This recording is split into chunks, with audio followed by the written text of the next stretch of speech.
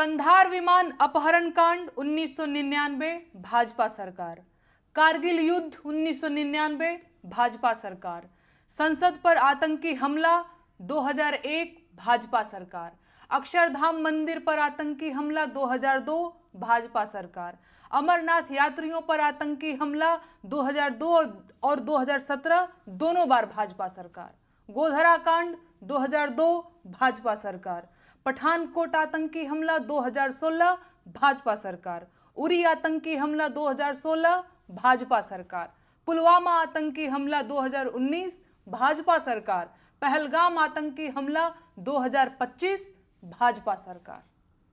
देश में अब तक के सारे बड़े आतंकी हमले भाजपा की सरकार में हुए हैं और भाजपा की सरकार आते ही देश और देशवासी सभी खतरे में आ जाते हैं। बिहार चुनाव करीब है और देश में जैसे ही चुनाव करीब आते हैं कहीं ना कहीं आतंकी हमला हो ही जाता है और युद्ध के बादल घिर जाते हैं।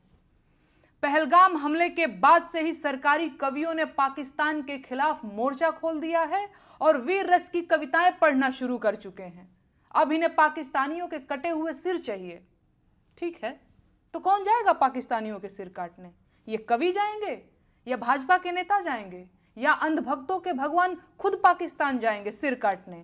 दरअसल इनमें से कोई नहीं जाएगा। अगर युद्ध हुआ तो देश के गरीब किसानों के बेटे जो फौज में सिपाही बनकर भर्ती हुए हैं वो आगे भेजे जाएंगे। वो गरीब किसान जिनका बैंक का कर्ज अभी तक सिर पर लदा हुआ है, जिनका ट्रैक्टर जब्त करने के लिए बैंक वाले रोज द्वार पर चक्कर लगाते हैं, उनके जवान बेटों को ये भाजपाई कवि युद्ध में भेजने की मांग कर रहे हैं। ये है इन धूर्त कवियों का कवि हृदय और नीयत। और नेताओं का क्या है? चुनाव जीतने के लिए युद्ध की घोषणा करनी पड़ी तो ये वो भी कर देंगे।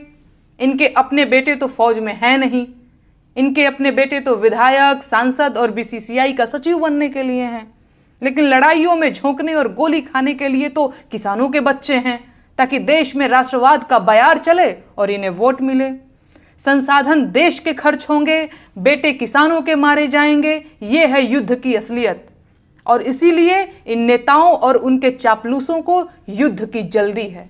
जब भी चुनाव करीब होते हैं और सरकारों की हालत खराब होती है तो पड़ोसी देशों से युद्ध और तकरार को चुनाव जीतने के लिए हुकुम के इक्के की तरह उपयोग किया जाता है।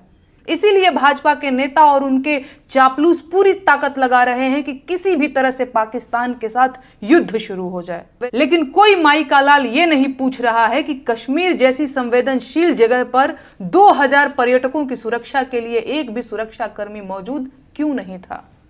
हमला आतंकियों ने किया है तो आतंकियों को चुन चुन कर मारिए, लेकिन आतंकियों को मारने की बजाय पाकिस्तान से युद्ध ठान लेना देश के हजारों सैनिकों की जान जोखिम में डालना है।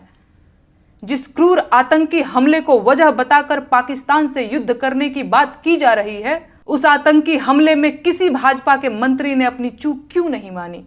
देश के गृह मंत्री ने अपना इस्तीफा क्यों नहीं लिखा? और प्रधानमंत्री को हमले के तुरंत बाद आतंकियों को धमकाने के लिए बिहार में रैली करने की क्या जरूरत पड़ गई? ये सवाल मीडिया कभी नहीं पूछेगा और सरकार इन्हीं सवालों से मुंह छुपा रही है। इसीलिए अंधभक्त इन्हीं सवालों को पूछने पर मुझे धमकियां और गालियां दे रहे हैं, लेकिन मैं ये सवाल पूछूंगी, पूछती रहूंगी, क्योंकि मैं अपने देश को युद्ध की आग में नहीं झोंकने दे सकती। ये देश आपका अपना है, इसे युद्ध से बचाइए।